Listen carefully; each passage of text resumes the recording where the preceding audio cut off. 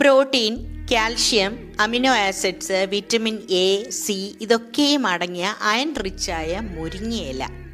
Immunity ബൂസ്റ്ററായ മുരിങ്ങയില രക്തത്തിലെ ഗ്ലൂക്കോസിൻ്റെ അളവ് നിയന്ത്രിക്കാൻ സഹായിക്കും. മുരിങ്ങയില കറി ഉണ്ടാക്കാൻ 1 സ്പൂൺ വെളിച്ചെണ്ണ ചൂടാവുമ്പോൾ കടുക്, മുളക് പൊട്ടിക്കാം.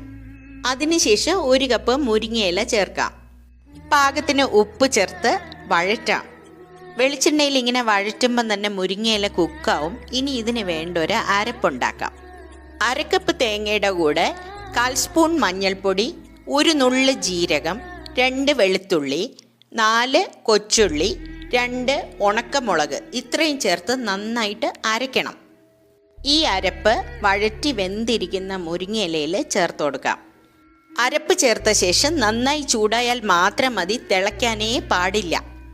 പോഷക കലവറയായ മുരിങ്ങയില എപ്പോൾ കിട്ടിയാലും കഴിക്കാൻ മറക്കല്ലേ.